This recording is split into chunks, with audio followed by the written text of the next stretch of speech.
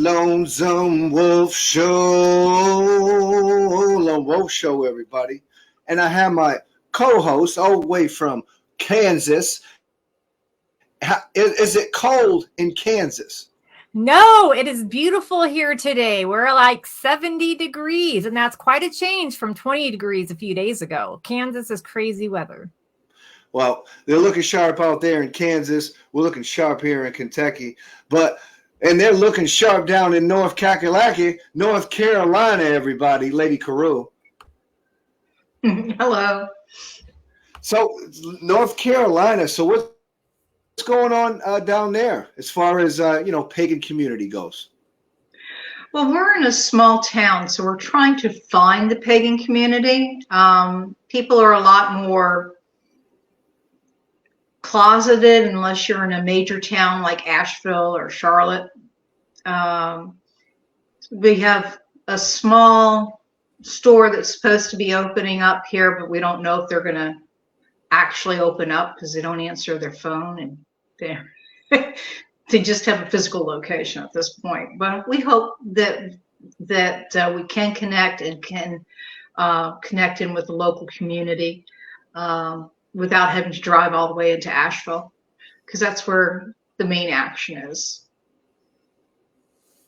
So I have a question to start this out to get to know you. How did you grow up? What was your spirituality in your household growing up? And how did you find that you wanted to follow a pagan path? What brought you to your path? Well, I was brought up Episcopalian. Mom was one of the leading pillars of the church. Dad was Catholic. Just when I grew up, as I was growing up, I just felt like they weren't telling me the whole story. And if you think of it, you think of Joseph and Mary and Jesus. And I'm like going, okay, so we've got somebody that they've left out here. They left out the mother. And I can remember when I was in high school and going to the library and reading mythology and other books that I could get a hold of, that I'm thinking, I'm the only witch in Broward County, because that's where I was growing up at the time. It's in Florida. So I just kept my my religious leanings to myself, because, like I said, Mom was a pillar of the church, and you didn't upset Mother. So and just kept going forward, learning on my own until I got to the point where I met Lady Alana, who was a teacher for a good many years, and came up through the ranks. Now, what tradition is she with? At the time, it was known as the Tilth Teg. It still is, but what's happened is when Lord Rhuddlwn and Lady Caru divorced, split up actually. She kept the name YTT, or Tilth Teg. We shortened it to YTT, and so he kind of stepped into Dynion Mwyn, which was the original name of the group back in Wales. So it's Welsh. The Tilth Teg is Clan of the Fairfolk, and the Dynion Mwyn is can be translated as mankind who seeks.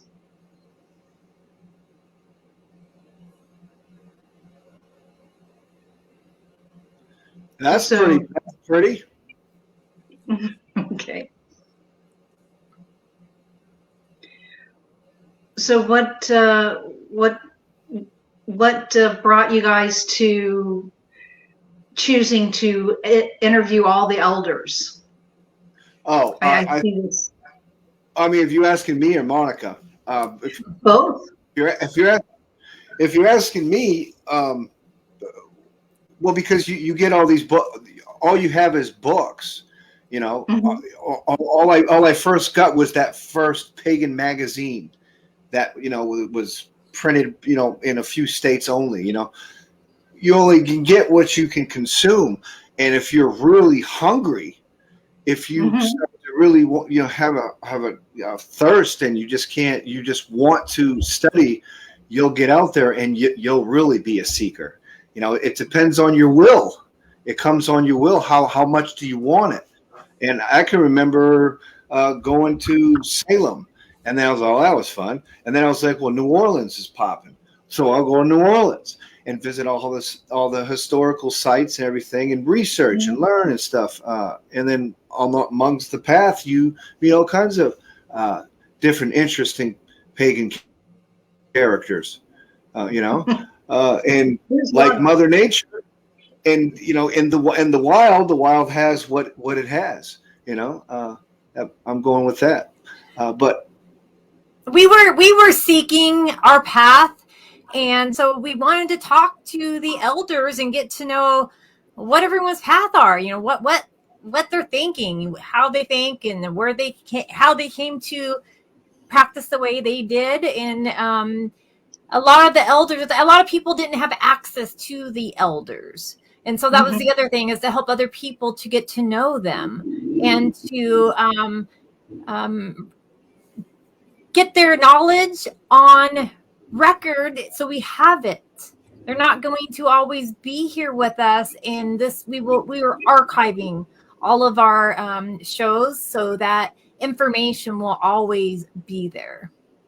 Also, I also feel like if it wasn't for those pioneers and people from the 70s, 60s, 50s, whatever, if it wasn't for them, I owe a lot to them, because I've based my whole spirituality on different writings, and enough to be able to start living my own highest ideal. So like it's a good roadmap. Roadmaps are everywhere, it's just, and I'm fascinated, but I'm fascinated by magic. I'm just fascinated with it, to the extreme. It becomes a sickness, because I live this witchcraft life. You know what I'm saying? I don't talk, I live it every day. Yeah. But Lady Caru, it's so nice to, formally meet you on video and stuff for the interview. Iconic Lone Wolf show. You can't beat that. So that's great news. And I want to get into some of your knowledge with some of the herbs and gardening. Because it says that in your bio that you have an interest in the herbs. What's your favorite herbs? What's my favorite herbs? Probably mint was the first herb that really got my attention. When I was a kid, one of my neighbors had a mint yard. She had a small clump at first, but it took over the garden. And then it started to take over the yard. So they're like, you're welcome to any mint you want. So that was the first mint, and it's a very basic thing. It helps with tummy soothing. There's other herbs that are out there, but I'm not a gardener. Unfortunately, the thumb is more brown than green. I just admit it. I'm a witch that just doesn't have a good luck with growing stuff. But I have actually, if I can get a garden started that is low maintenance, that's the way to go. But I do like the herbs because they're allies. They can help change your consciousness gently. They help in healing. It doesn't have to be all the high-tech medicine. You can go low-tech and get results too. So that's why I like my herbs, however you want to call them. So do you like Scott Cunningham or Paul Barrow? Oh, Scott Cunningham. I had all his books as I was able. Slowly collect them. And then you get into making things with them, and you can take it all the way up into alchemy. You have plant alchemy that you can really make powerful things. Mm-hmm. Yes, certainly shake a stick at that. How are you writing your own material? Are Am you I writing? right? I have written things, and I admit it. I'll write things. I'll get a good pace along, and then I just get this wild impulse where I just like, oh, it's not good enough, and then I toss it. So I think some writers can probably feel for that, except I know I've gone to some extreme. I should just set it aside and start again, so at least I could use it as resources. But so how does positive psychology weave into your practice? how does politics? Because everybody's so negative and into. If you turn on the news or read the newspaper, everything is so negative that you have to do something to counterbalance it. So you have to take and work with your mind instead of having it work against you. So you learn positive things about or things such as I believe it's Anthony Robbins wrote a recent book that's more positive psychology, but it's on what's happening with medicine that's actually very high tech, that is going to cure diseases and things of this nature. So I'll read some of this book to offset reading the news. That's the way I do it. I quit watching the news about 3 years ago. So I figure if it's really important, somebody will tell me about it. Mm. Well, I want to know what's happening. I don't want to be, head in the sand about it. But it's amazing when you read the news out how the various channels have their slant and how they will even frame anything to so that you're going in with a bad attitude about it, that's going towards their worldview. So just knowing about positive psychology, you can see when somebody's trying to mess with your mind, and you go like, oh, okay, so that's them. Let's see if we can extract any facts out of this. Yeah. I do watch the news once in a while now, but I do it as a third person, as an observer. And so that helps you get out of that mind control that the news puts on, and gives you the information without getting sucked into the fear tactics and everything that they do on there. Oh, boy. Oh, yeah, they definitely are. Particularly once it goes, as we get closer and closer to election time, the fear will ratchet up something fierce. So you have to just keep watch of it in your mind, and sometimes it's just talking nicely to yourself. Like if you have a really negative thought, you can counter it with something positive. Like I view it as what I say to my best friend. Yes. I like to gather those negative thoughts and write them down and throw them in a bowl. And that's the stuff I burn every month. Well, that's good. That's a good way to take care of it. So also it can be good for when you're counseling, because sometimes people come to you, they don't have anybody else to talk to. I've had, this happened when we lived in Florida. I had one of the local pagan shops, or more new age shop, had our number if somebody that was just needing to talk to somebody didn't have anybody to talk because it was for some reason they couldn't go to their regular clergy. And we would have pure strangers just call us because they give the number and just tell us their life story. Maybe their one gentleman, their child had AIDS, and he was feeling all guilty about it because he was thinking he didn't raise his child properly, so it was his fault. So we had to kind of get a reset going there. But yeah, so it helps. It helps with. Obviously, I'm not an official psychologist or anything of that nature, but it helps just talking to people one-on-one, getting them to do a rethink. For example, with the terrorist stuff, back when 9/11 happened, I can remember I was working at a call center, and this lady broke down. She's like, I don't even know what to do with my life. It was for a bank card. So she's calling in trying to find out about her bank card, and she's got all verklempt about, oh, the world events. Why am I even worried about this? And I said, don't worry about the card. We've taken care of it.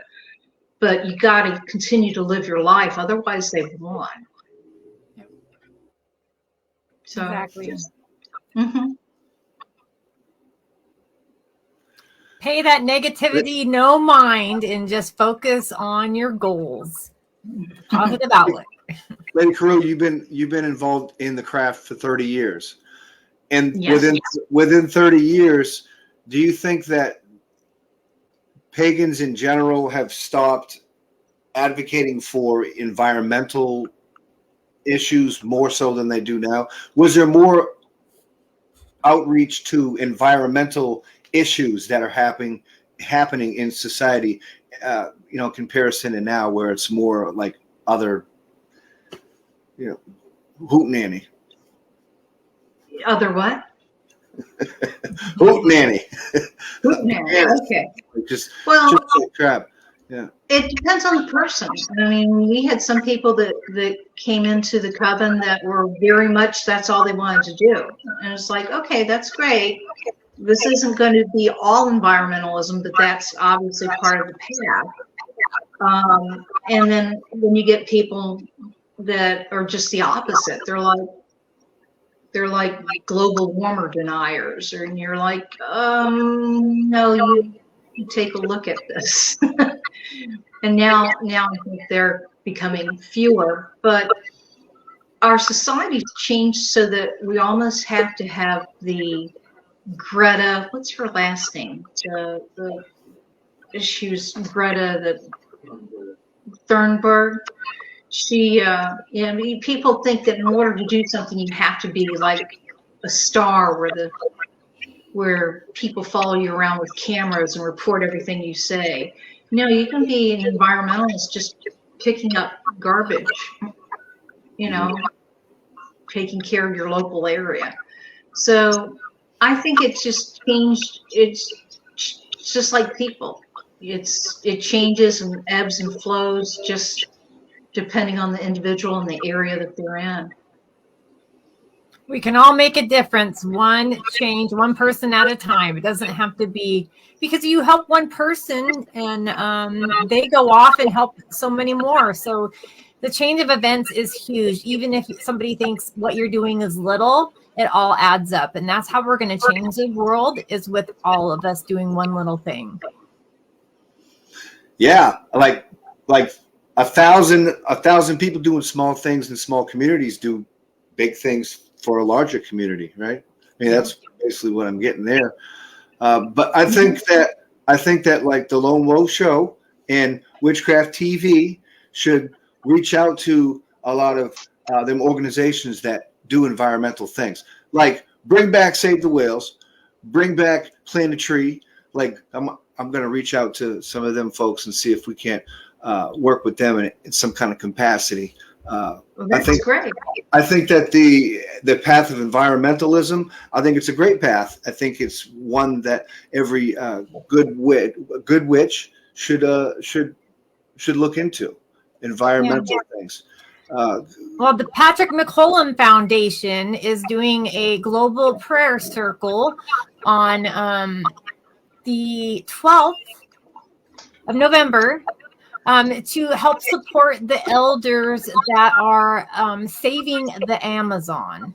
And they're doing great work. Patrick McCollum himself and his foundation and the elders of the Amazon are doing a lot of work in saving that. And the Amazon is our lungs of the earth. And so we're praying for all the leaders, since they have making huge leaps with their efforts. There's been some things going on with the elders, that they're struggling. And so we want to counteract any negativity put towards them. So if everyone wants to join us on November 12th for the global prayer circle, and we have that post also in the Lone Wolf Show and Witchcraft TV and on our pages. So if you're interested, anyone, please join us for that. That sounds like a good event.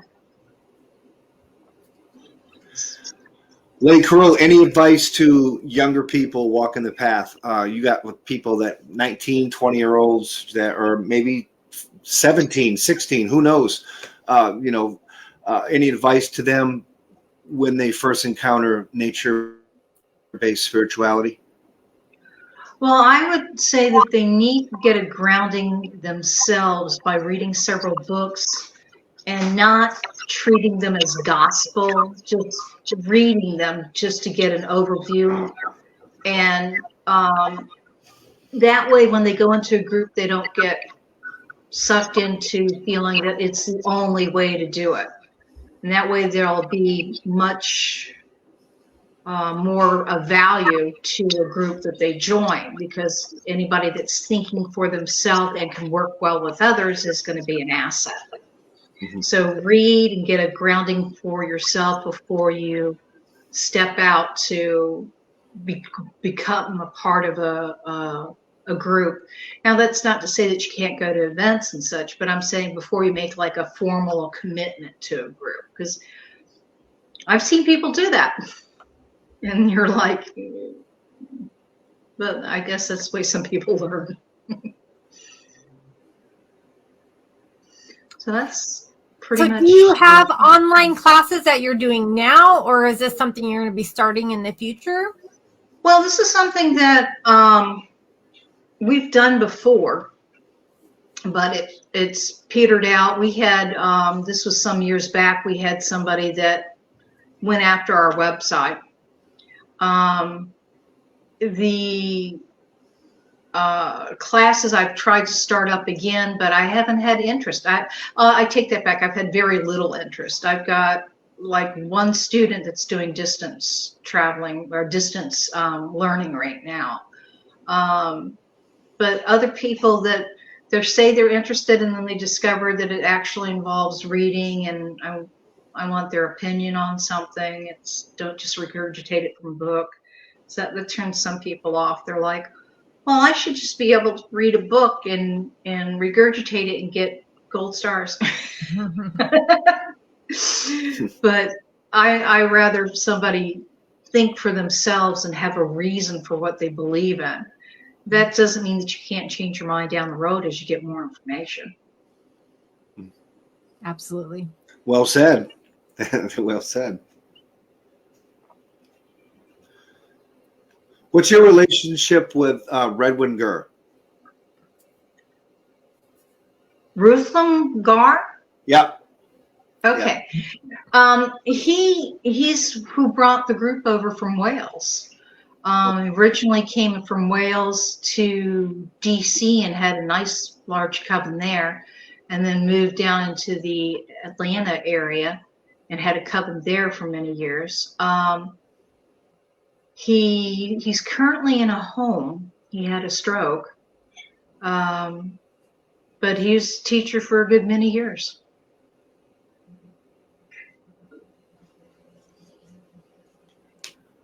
He's written several books. They're on Amazon. If you can put Rhuddlwn Gur in on the search, you'll see them. So how does your tradition differ from, I mean, what's the major points of how it differs from other traditions? The tradition has a feeling for not coddling or spoon feeding somebody. It's more like, okay, this is the next steps, and if they want to do it, they can do it. The tradition, the cardinal directions are switched up a bit different as well. And that's just because we found that it worked better with the lay of the land. You have the three selves, but there's a lot of traditions that when that first came over in the 60s, there was nobody that had the three selves, so we thought that was ours. And then turned out, as life has gone on and the years have passed, such things as Huna and the fairy tradition and some others had this as well.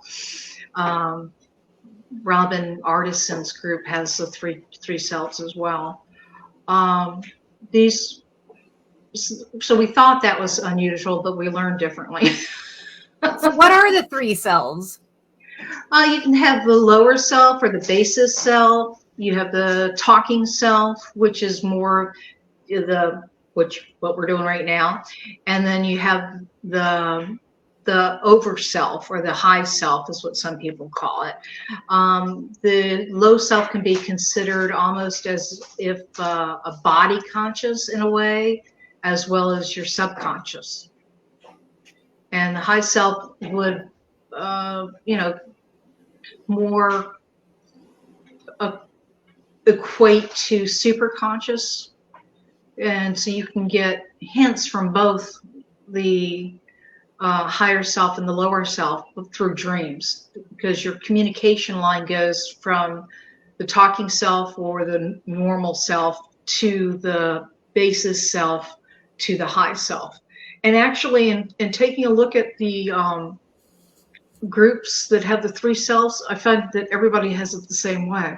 So where you're talking to the basis self first, and people have different names for them, but yeah, that's what we tend to find, that the base, the core of everything is the same. It's just explained or labeled a little differently. Mm-hmm. Yep, there's a lot in common. And I've gotten in trouble for saying that before. I can remember there was a really large gathering at a pagan store that the owners were actually ceremonial magicians. And they had tie-ins with a lot of American Indians. And here we're giving an introduction and everything. Different people are introducing themselves and kind of saying how their group stands out different. And I stand up and say how, that we have the core inner meat of the spirituality can be so similar amongst groups. And about half the people there got mad at me, and I was just like, oh, wow. Thought that was a positive message. Yeah. They wanted to be special and different. But yeah, it sounds like ego got in the way of that one. Yeah.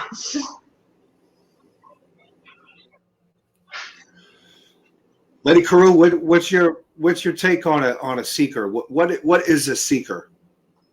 A seeker is somebody who has that inner yearning for further knowledge and has a desire to unite with nature and mankind and be a part of, not apart from. And a seeker is somebody that has integrity, that has a desire to learn, has a drive to complete things. That can be hard. So a lot of times people find that they have a desire to read a book, but they don't have a desire to walk an entire path. And I can respect that. That's, everybody's got different experiences in store for them. But seeker's life is not the easiest, because it will take over your life. So you have to be careful with balance. Sounds like some pretty good advice if I ever heard it.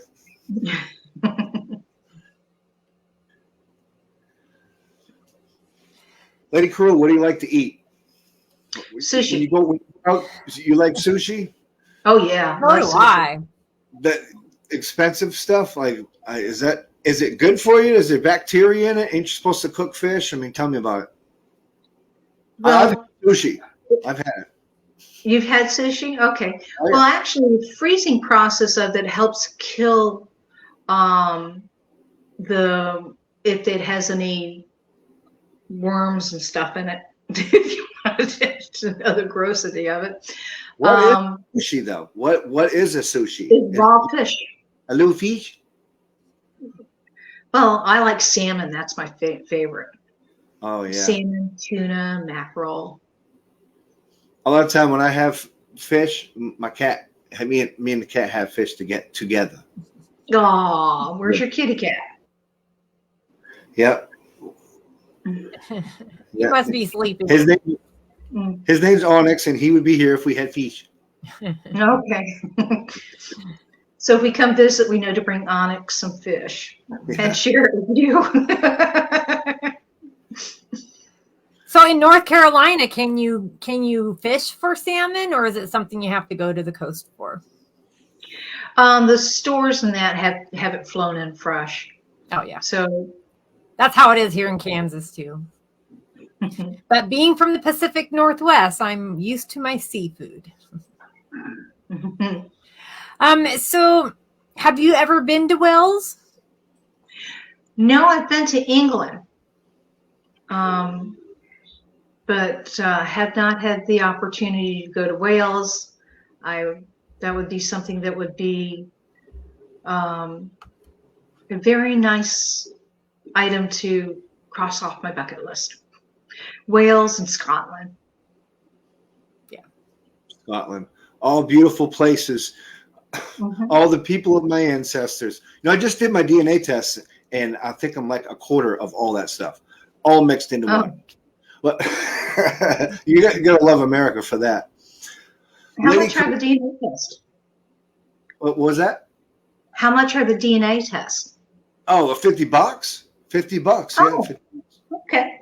That sounds interesting. Oh yeah, you should definitely. I always recommend everyone do their DNA. I thought I knew my family's history, and I was completely wrong. I found out my great grandmother and grandfather that came over here in the early 1900s took a fake last name, so I had no idea until I did my DNA and uncovered so much knowledge.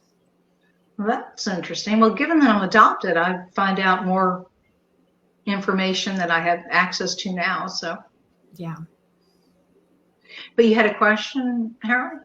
Yeah, my question is, what are your goals as far as your craft? What is your goals for your craft in the coming moons? Well, I would like to get the classes started again, whether it be local or online. The idea is I'd like to find, and I have found people that, how would you explain it? That you feel enough kinship with them where you actually share some of your BOSs. And because it's just a way of seeding out the knowledge so other folks have it. I know people take and hide their books away and such, but if you have a good person that's on the path and it's a parallel path, or with some overlap, I see sharing is a good thing to do. Sure. Sharing is caring. We love manuscripts in the occult world. I mean, who doesn't? I mean, I'm hungry for the ones that got in the British Museum. I'm hungry for the ones that, are out of print. I'm hungry. What do you know? I just got over this big, huge learning of hermetics, and I think I'm pretty cleared up with that. Enough where I was exploring hermetics with some students of mine. Yeah. Lady Caru, so a teaching platform is kind of your what you would like to do in the future. That seems relatively easy. Sounds like time management. Yeah, it's got to be a time management thing, and it's a matter of having people that have an interest. So, when that develops, you make more time for it. Right. Sure. So, yeah. And I'll probably ask you questions about SteamYard after. Okay. Yeah, About sure. how easy is this? Because I mean, back when we did the classes online and that, it was like, okay, here's showing my age, Yahoo groups. Yahoo! I remember So that. how can people find you if they have questions about your tradition and interested in your classes? Well, that's a good question. And it's one that I was thinking of. The platform that we've got right now, I'm thinking about, it's not really suitable. I've got to have it come down, but it's till the end of the year. And then I'm going to set up another platform, another website that's, I could probably do a lot off of Facebook and have rooms and such. And then depending on, I'm not really highly technical. So it will definitely be a learning curve, but I'd love to be able to have, like a class with 2 or 3 other people and chat and talk, and then maybe having a larger, maybe lecture sort of idea where people can just log in and hear it and maybe get a handout of it. So, but it's not, the platform I got for it now isn't set up for it, so it's something I have to develop. So if they have an interest,